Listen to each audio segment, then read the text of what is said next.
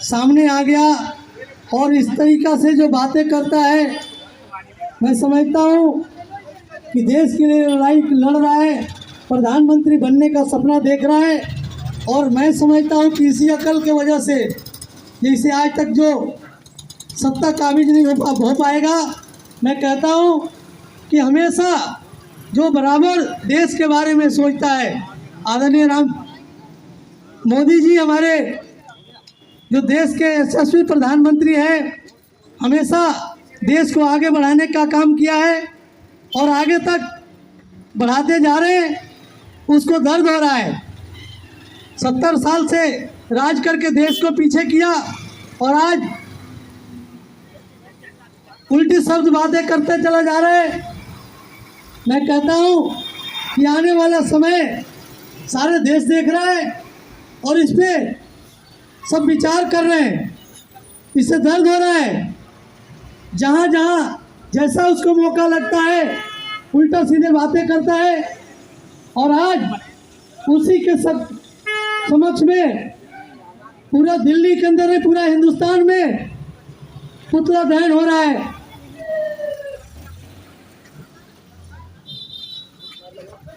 भाई रामवीर सिंह बिदुली, भाई रामवीर सिंह बिदुली, भाई रामवीर सिंह बिदुली, भाई रामवीर सिंह बिदुली, भाई रामवीर सिंह बिदुली। हमारे बीच में हमारे क्षेत्र के विधायक एवं नेता प्रतिपक्ष दिल्ली विधानसभा पहुंच चुके हैं। मैं उनका इस मंच के माध्यम से हार्दिक धन्यवाद और बधाई देता हूं। आदरणीय श्री विधायक साहब और नेता प्रतिपक्ष को समय का अभाव रहता है, अभी 6-7 प्रोग्राम कर दिए, पार्टी ने इतना काम दे दिया, रात को भी नींद नहीं आती है। कई बार हम लोग अभी कॉन्फ्रेंस में जाना है, इसलिए सभी लोगों से मेरा निवेदन है कृपा करके। अब मैं आमंत्रित करता हूं आदरणीय नेता प्रतिपक्ष दिल्ली विधानसभा जी को, जोरदार नारे लगाएं। रामवीर सिंह बिदुली जिंदाबाद, रामवीर सिंह बिदुली जिंदाबाद, भारतीय जनता पार्टी जिंदाबाद। नारा लगाइए, नरेंद्र मोदी जिंदाबाद, नरेंद्र मोदी जिंदाबाद।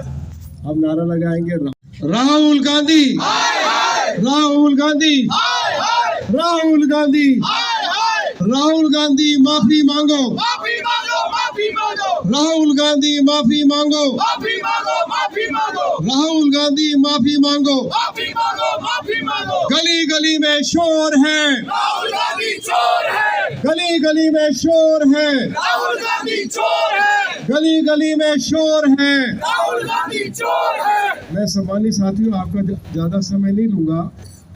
श्री नरेंद्र मोदी जी वो अति पिछड़ी जाति में पैदा हुए हैं, वो गरीब के परिवार में पैदा हुए हैं, वो भारतीय हैं, उनका परिवार भारतीय है और देश को गर्व है कि इतने अति पिछड़ी जाति के घर में पैदा होकर, एक गरीब घर के परिवार मतलब गरीब घर में पैदा लेकर वो आज दुनिया के सबसे लोकप्रिय नेता है। देश के लोगों को उनके ऊपर गौरव है।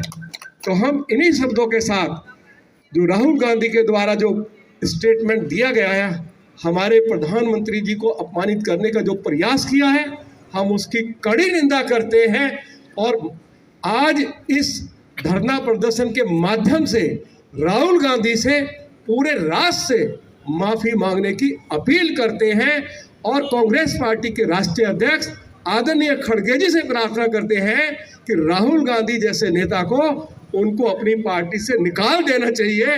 तो मैं समझता हूँ कि कांग्रेस पार्टी जरूर पहले से फिर मजबूत हो जाएगी, इनके निकलने के बाद मजबूत हो जाएगी।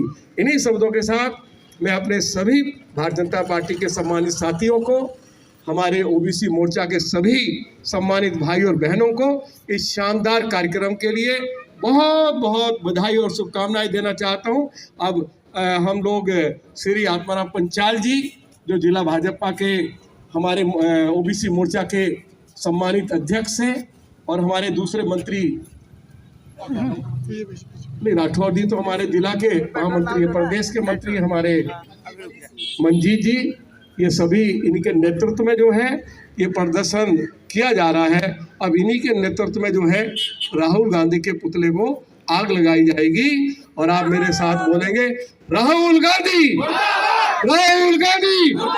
गली गली में शोर है, राहुल गांधी चोर है, गली गली में शोर है। राहुल गांधी चोर है, राहुल गांधी माफी मांगो, माफी मांगो, माफी मांगो, राहुल गांधी माफी मांगो। माफी मांगो, माफी मांगो। नरेंद्र मोदी, जिंदाबाद, नरेंद्र मोदी, जिंदाबाद, नरेंद्र मोदी। जिंदाबाद, ओबीसी मोर्चा, जिंदाबाद, भारतीय जनता पार्टी, जिंदाबाद, भारतीय जनता पार्टी। जिंदाबाद। राहुल गांधी मुर्दाबाद।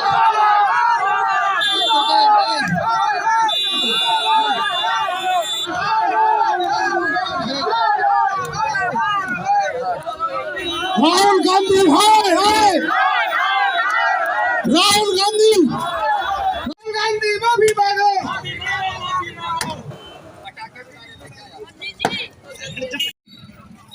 कड़ी निंदा करते हैं श्री नरेंद्र मोदी जी का अपमान करके राहुल गांधी ने इस देश के गरीबों का, देश के पिछड़ों का अपमान किया है। 2024 के लोकसभा चुनाव में इस देश के गरीब, इस देश के पिछड़े, इस देश के सभी जाति धर्मों के लोग श्री नरेंद्र मोदी जी के नेतृत्व में भारतीय जनता पार्टी को, एनडीए को 400 सीटें जिताकर बीजेपी और एनडीए के उम्मीदवारों को लोकसभा में भेजेंगे। और राहुल गांधी ने जो श्री नरेंद्र मोदी जी का अपमान करने का प्रयास किया है, उनके उम्मीदवारों की जमानत जब्त कराकर इस अपमान का बदला लेंगे।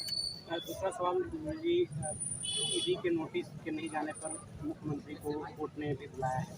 क्या कहेंगे, क्या लगता है आपको, जबकि आम आदमी पार्टी द्वारा लगातार ऐसा बोला जा रहा है कि बीजेपी के नेता की तरह ईडी काम क्या करें?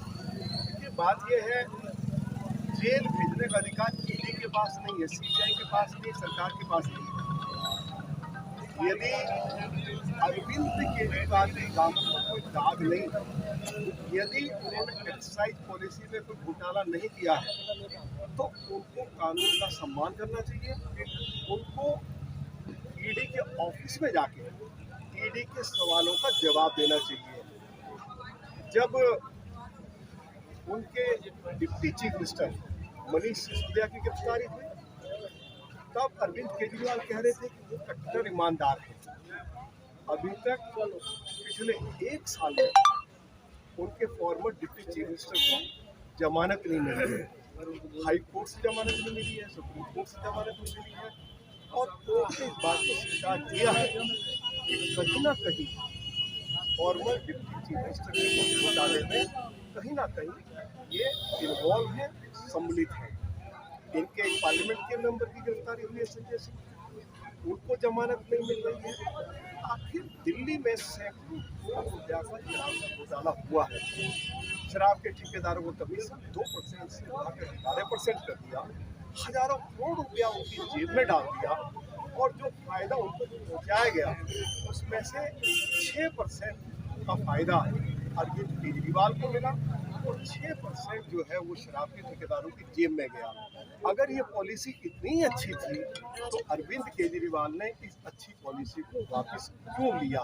इस पॉलिसी के लागू होने के बाद दिल्ली सरकार को लगभग 4000 करोड़ रुपए का घाटा हुआ है।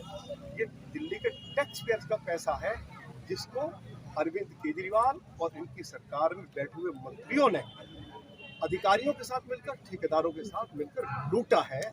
और अरविंद केजरीवाल को आज नहीं कल ईडी के समक्ष पेश भी होना पड़ेगा और सवालों का जवाब भी देना पड़ेगा। यदि घोटाले में वो सम्मिलित पाए गए, यदि ऐसे सबूत ईडी के पास होंगे, तो अरविंद केजरीवाल को जेल भी जाना पड़ेगा।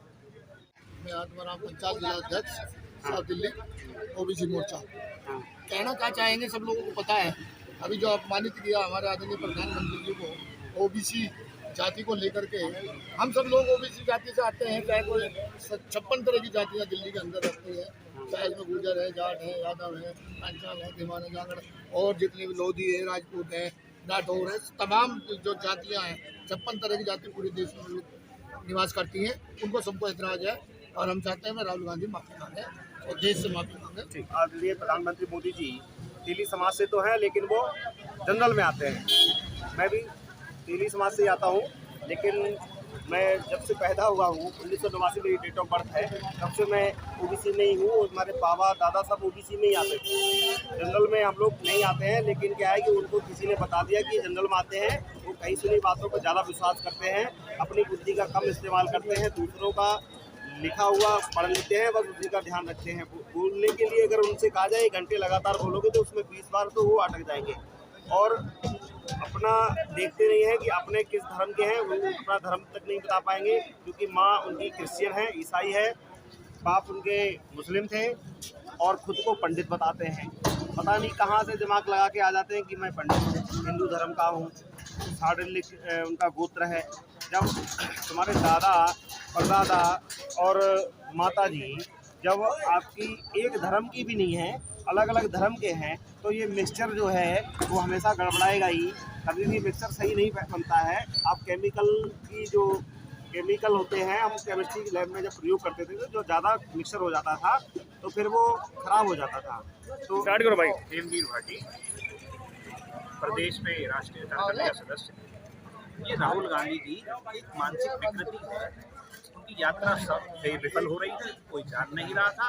ऐसे जगतों में समय पर इस तरह की गिमिक कर रही थी और उन्होंने उसको हाईलाइट करने के लिए हमारे आदरणीय मोदी और हमारे ओबीसी समाज के प्रति, क्योंकि भिन्न भिन्न समय में वो करते रहे, ऐसी अभद्र टिप्पणी करना कि आप अभी ओबीसी बने हैं। मैं ऐसे व्यक्ति को 50 साल के बच्चे को समझा देना चाहता हूँ, भाई साहब आप प्रधानमंत्री तो जब बनेंगे जब पहले आप एक 50 वर्ष के प्रौढ़ व्यक्ति बन जाएंगे।